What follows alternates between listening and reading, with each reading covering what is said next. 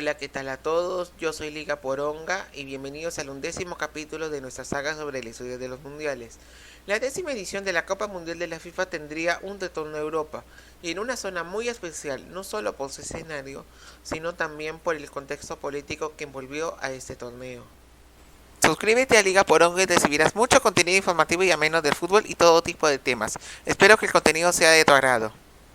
El Congreso de la FIFA del 6 de julio de 1966 se celebró en Londres, días antes del inicio del Mundial de Inglaterra, el que no solo iba a decir el escenario del torneo de 1974, sino también de los dos siguientes certámenes, pero sus elecciones se las vamos a contar en sus respectivos videos. Alemania Federal, España, Italia y Holanda postularon a ganarse el derecho de anfitrión para este torneo. Los dos últimos se retiraron de la decisión, al igual que la nación ibérica, a cambio de un beneficio que ya le diremos cuál fue. La cuestión es que Alemania, 21 años después de ser la gran perdedora de la Segunda Guerra Mundial, fue elegida para recibir a los mejores equipos del mundo, y 2 meses después de que Múnich fuera elegida como sede de los Juegos Olímpicos de 1972. Así que se repetiría lo que luego sucedió con México. 97 países se inscribieron para participar de las eliminatorias y ver quiénes acompañarían a Alemania Federal y Brasil en el torneo final. La distribución de plazas fue la misma que en el Mundial de México, pero sufriendo un cambio, en la que una de las plazas sudamericanas iba a definir su puesto en el Mundial contra un equipo europeo. Así los repechajes se tornaban 12 años después. En el viejo continente, Italia fue el único cuadro que pasó el torneo sin problemas prácticamente, ya que los otros lugares estuvieron peleados. Bulgaria repetiría presencia por cuarta vez seguida, dejando fuera a grandes jugadores de la época como Eusebio y George Best en su grupo. La campeona olímpica de Múnich 72, Polonia, revalidó su gran momento y retornó al mundial por primera vez en 36 años, tras empatar a un gol ante Inglaterra, ni más ni menos que en Wembley en el juego decisivo de su grupo. Otra que volvía tras esta cantidad de tiempo fue Holanda, tras superar por goles anotados a Bélgica en su grupo. El equipo neerlandés de Rinus Michels contaba con Johan Cruyff como figura y la base del Ajax de campeón europeo. Escocia también contaba con una importante generación y dejó fuera a Checoslovaquia. El torneo tuvo un equipo debutante, ni más ni menos que Alemania Democrática, quien superó a Rumania en su grupo. Suecia calificó el torneo superando 2-1 por desempate a Austria en Gelsenkirchen, luego de que ambos empataran en puntos también con Hungría, pero los magiares quedaron fuera por diferencia de goles. La Unión Soviética ganó el grupo 9 y dejó fuera Irlanda y Francia, pero era el cuadro europeo sorteado para ir al repechaje. Uruguay y Argentina fueron los ganadores de los grupos sudamericanos que daban cupos directos al Mundial, aunque sufrieron para lograrlo. Los charrúas golearon a Ecuador por 4-0 para lograr su objetivo, superando por diferencia de goles a Colombia. En tanto, Argentina superó a Paraguay por 3-1 en el duelo decisivo de su zona en la Bombonera.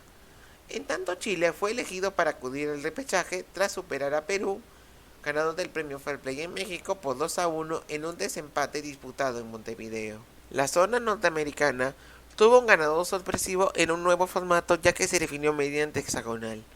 Haití ganó este torneo disputado en diciembre de 1973 en su capital Puerto Príncipe y en medio de polémicas. México denunció un ambiente hostil en todo el torneo y Trinidad y Tobago sufrió la anulación de hasta 4 goles en el cotejo que calificaría el torneo final al equipo haitiano. Zaire se convirtió en el primer equipo del África subsahariana en calificar al mundial tras vencer en el grupo final africano a Zambia y Marruecos, aunque esto no estuvo exento de una polémica, ya que el cuadro del norteafricano se retiró del torneo final tras el partido que jugaban de los Aires en Kinshasa por un gol validado a ellos, a la par que uno de los delanteros locales empujaba a uno de sus jugadores. En la zona combinada de Asia y Oceanía, Australia, quien ya había perdido en la instancia final 2 veces consecutivas, superó a Corea del Sur por 1-0 en un desempate disputado en Hong Kong y se convertía en el primer cuadro de zona del Pacífico Sur en disputar una Copa del Mundo. El repechaje entre la Unión Soviética y Chile tuvo un importante condimento político más que deportivo. El empate sin goles en el cotejo de ida en Moscú se dio 15 días después de que se diera un golpe de estado que produjo el suicidio del presidente chileno Salvador Allende y la toma de poder de Augusto Pinochet. Además, este partido corrió el riesgo de cancelación debido a rumores de arresto de los jugadores chilenos a cambio de liberar presos políticos. La vuelta se programó a ser disputada en el Estadio Nacional de Santiago, el cual pasó de ser sede de una final mundialista 11 años atrás a ser un centro de detención de enemigos políticos. Los soviéticos amenazaron con no presentarse, lo cual cumplieron. Y Chile calificó al Mundial gracias a un tanto simbólico de Francisco Valdés ante un arco vacío en la fecha programada. El sorteo del torneo final se realizó en el salón principal del HR Sol de Frankfurt el 5 de enero de 1974, con una ceremonia acompañada de un coro berlinés, de la cual uno de sus integrantes selló la suerte de los participantes. Se determinó que los 4 semifinalistas de México 70 fueran cabezas de serie de los grupos, señalándose que Alemania Federal fuera el grupo 1 y Brasil el grupo 2, asignación que se daría a partir de entonces de manera directa a los anfitriones y campeones defensores. Tras sortearse Uruguay e Italia, se utilizó el criterio geográfico para agrupar al resto de los participantes, dividiéndolos en Europa Occidental, Europa Oriental, Sudamérica y resto del mundo, tomando en cuenta que no se podía compartir grupo con un equipo de su propia área. Yugoslavia y España fueron colocadas en la zona eurooriental, pese a que aún no habían definido su clasificación en la fecha de la misma, la cual resultó a favor de los balcánicos, que superaron al cuadro ibérico en Frankfurt con tanto de Josip Katalinski, un mes después de haberse sorteado el torneo final, el cual tendría un cambio de formato, en la que los cuartos de final y las semifinales se suprimían a favor de una segunda fase de grupos con las mismas reglas que la primera y con cada grupo teniendo a un integrante de cada una de las zonas de la primera ronda. Tras disputarse esa fase, los ganadores de grupo calificaban a la final del torneo y los segundos lugares al partido por el tercer lugar. En esos partidos se decidió implementar la definición mediante lanzamientos de penal en caso de empates. Ello tras el tiempo de prórroga, el partido por el tercer lugar, y en la final sí se mantenía la igualdad en el tiempo extra, pero del duelo de desempate que aún se mantenía para el cotejo decisivo.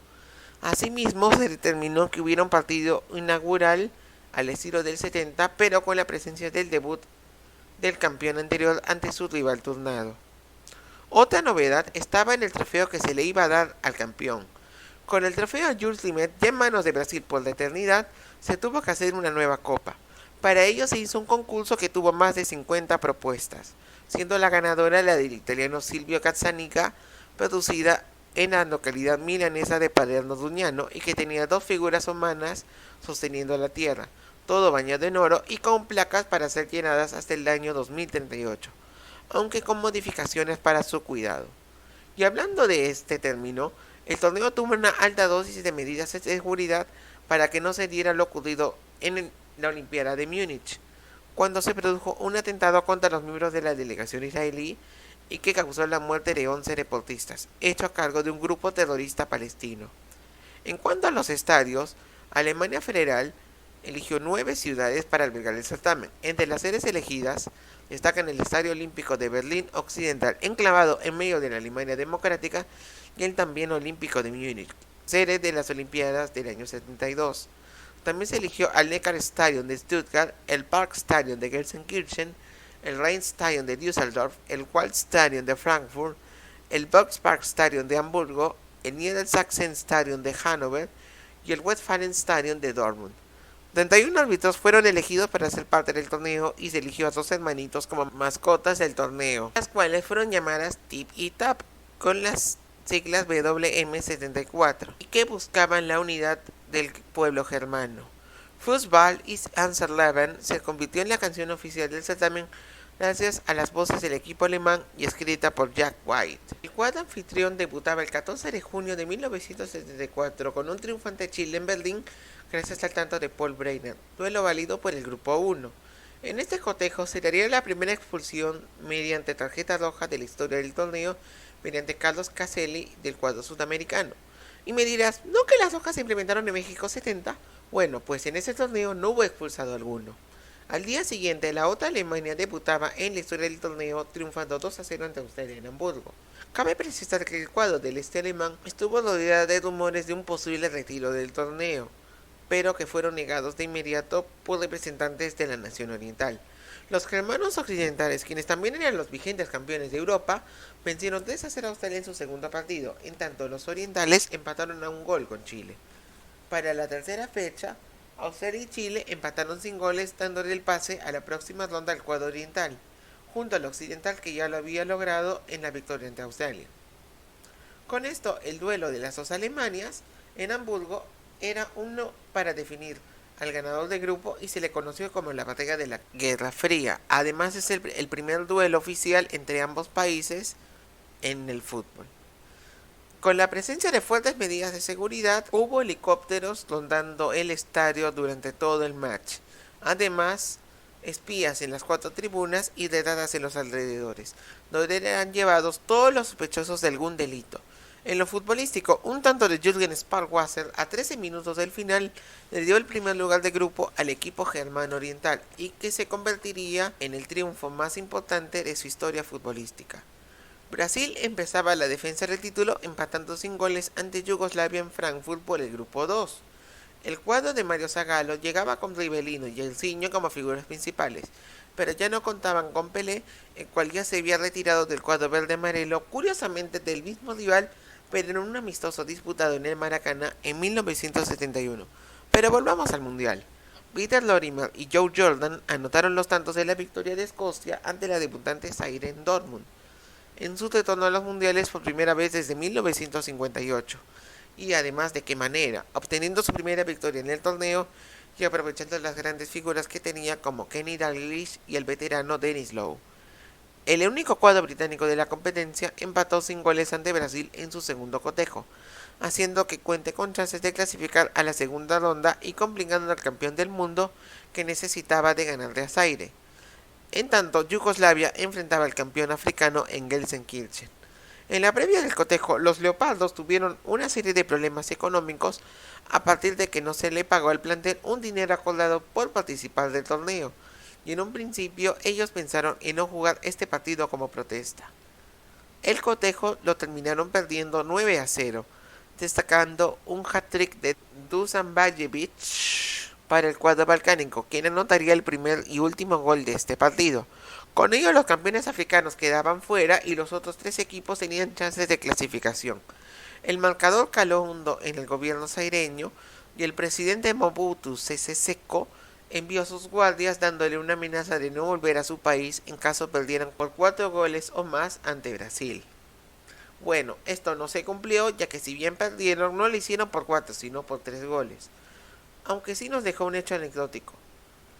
En un tiro libre a favor de los brasileños y ante la demora en la ejecución, el defensa Ilwa Mbuepo salió de la barrera y le dio a la pelota con toda su fuerza, por lo que fue amonestado. En tanto, yugoslavos y escoceses empataron a un gol en Frankfurt, con tanto de Stanislav Karasi y Joe Jordan, este último a 2 minutos de final. Este resultado permitió la calificación de yugoslavos y brasileños a la siguiente ronda, gracias a la diferencia de goles favorables a ambos equipos por encima de los escoceses, quienes se convirtieron en el primer equipo en caer eliminado en primera ronda, yéndose de manera invicta en el certamen. Si bien Uruguay fue la cabeza de serie del grupo 3, Holanda era el cuadro a batir en esta zona. El cuadro de Michels daba la hora en Europa con su estrategia conocida como el fútbol total, estrategia en la que cualquier jugador es sustituida por otro para mantener su posición táctica en la cancha, y que era conocida como la naranja mecánica. Si bien Cruyff era la figura del equipo, Johnny Rep fue el protagonista del debut neerlandés al anotar los 2 goles de la victoria ante Uruguay en Hannover, en donde hicieron un montón de remates sin acertar. El grupo lo completaban Bulgaria y Suecia, quienes empataron sin goles en Düsseldorf. Los búlgaros volverían a empatar en su segundo cotejo ante Uruguay, pero esta vez a un gol, por bando con los tantos de Christoph Bonev y Ricardo Pavoni. Holanda empató sin goles ante el equipo escandinavo en su segundo juego, donde la gran figura fue el portero Ronnie Hellström. No obstante, en la última fecha, los neerlandeses refregaron toda su fuerza goleando por 4-1 a Bulgaria en Dortmund. El protagonista aquí fue Johan Neeskens con 2 anotaciones de penal, las cuales permitieron que Holanda gane el grupo.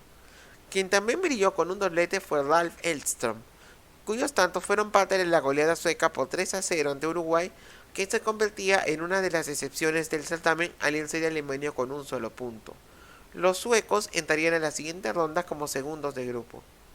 Italia fue la cabeza de serie del grupo 4 y debutó ganándole 3-1 a la debutante Haití en su estreno del certamen en Múnich. El cuadro caribeño tuvo una cal y otra de arena en este partido. En tanto que abrió la cuenta del mismo fue de Manuel Sanón, quien rompía un largo invicto del arco de Dinosov en que llegó a 1142 minutos en los 12 partidos anteriores. No obstante, 2 días después se descubrió que el jugador Ernst-Jan Joseph dio positivo a efedrina, siendo el primer caso de dopaje en la historia del torneo.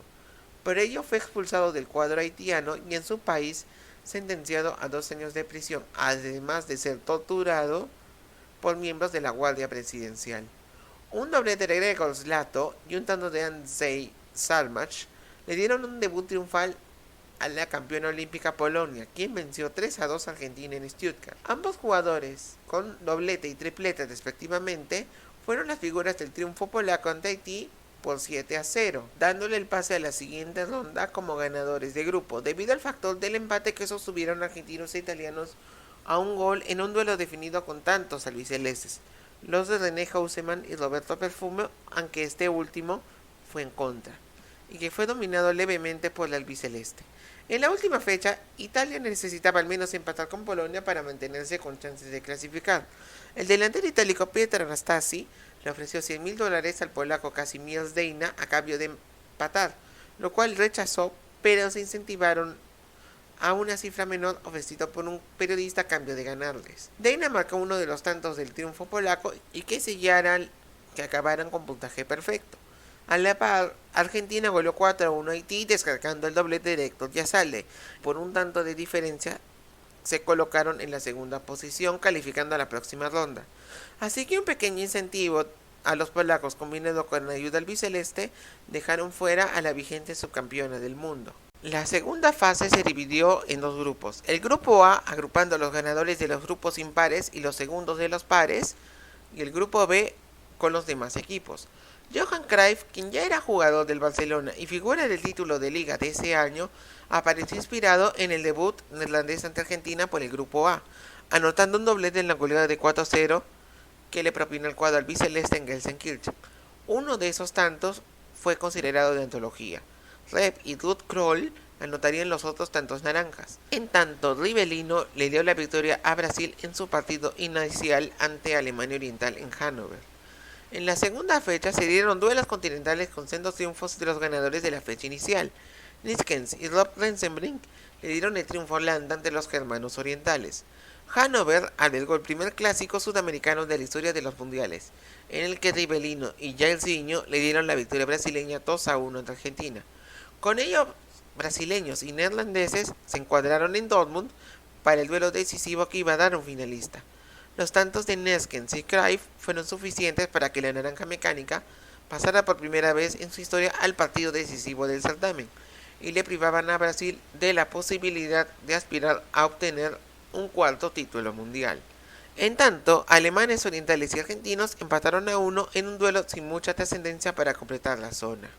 En tanto, Breitner y Gerd Müller le dieron la victoria a los anfitriones ante Yugoslavia en el partido que dio inicio a las acciones del grupo B, zona que tuvo doble tanda horaria a diferencia del otro grupo, en el que las 3 fechas se jugaron a la misma hora.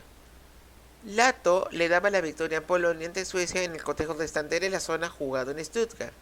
La figura del Stal Mielek, con el que ganó el campeonato polaco el año anterior, también sería protagonista en el cotejo ante Yugoslavia, en el que hizo el tanto triunfal de un partido que Dejna adelantó de penal y que había empatado Karasi.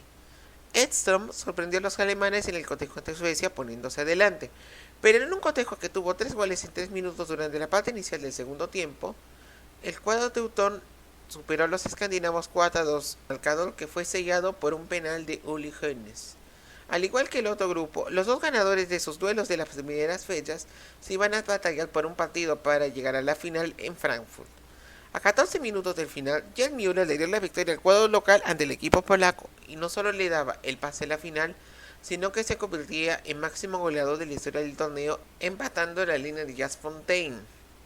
Cabe resaltar que este cotejo empezó 35 minutos después de lo previsto debido a una lluvia torrencial que afectó el campo de juego. El grupo se completó con la victoria 2-1 de Suecia y Yugoslavia en Düsseldorf, pero que no tuvo trascendencia para las posiciones finales. Los duelos eliminatorios fueron únicamente dos y ambos disputados en Múnich. Polonia se impuso a Brasil en el duelo por el tercer puesto con tanto de Lato, quien se convertía en el máximo goleador del certamen al anotar su séptima anotación del certamen en 7 partidos. Sí, ese número se convertía en el nuevo máximo de partidos disputados para poder ganar el torneo. Con los formatos anteriores se podían jugar de 4 a 6 partidos de acuerdo a la forma en que se disputaban estos certámenes. 75.200 personas acudieron al Olímpico de Múnich para el duelo decisivo entre alemanes y neerlandeses el 7 de julio de 1974. Para los teutones se repetía el mismo patrón de hace 20 años, enfrentarse al equipo con mejor juego y gran favorito de la misma en los pronósticos previos, aunque ellos tenían lo suyo. Para el cuadro naranja, la chance de coronar la labor de un gran equipo. Al minuto de juego, Hoeneß derribó a Cruyff para que el árbitro británico Jack Taylor cobre penal, el cual Neskens lo cambiaría por gol. Bernd Hosselmain fue derribado al 25 para que se les adjudique también un penal al equipo teutón, el cual fue ejecutado por Breitner. Estas dos anotaciones serían las primeras de tiro penal en una final mundialista. Al minuto 43, Müller puso delante a los alemanes y se convertía en el máximo goleador en soledad de la historia de los mundiales. Este marcador no se movió en todo el segundo tiempo pese a los ataques de ambos lados. Con ello, el equipo de Helmut Schoen se convirtió en bicampeón mundial y superando a los favoritos de estos duelos en ambas circunstancias. Mayer, Beckenbauer y Overath fueron tres de los que estuvieron en los podios germanos de los 3 mundiales anteriores, al igual que Jürgen Grabowski y Hans-Dieter Hodges. Asimismo, es bueno precisar que el cuadro alemán tenía como base al Bayern Múnich, campeón europeo de ese mismo año, siendo secundados por los jugadores del poderoso Borussia Mönchengladbach de la época y que le daba pelea. No obstante, en camino al siguiente mundial, algunos cracks de este torneo se retiraban para darle paso a nuevas estrellas, las cuales descubriremos en nuestro próximo video. Espero que les haya gustado este video y gracias por tu sintonía. No te olvides de darle me gusta y suscribirte a Liga Poronga. Créeme que me ayudarías bastante haciendo ello. Puedes revisar también todos los videos anteriores de esta saga de la historia de los mundiales y coméntame también sobre tus sensaciones de esta competición. Saludos a todos y nos vemos en el siguiente video.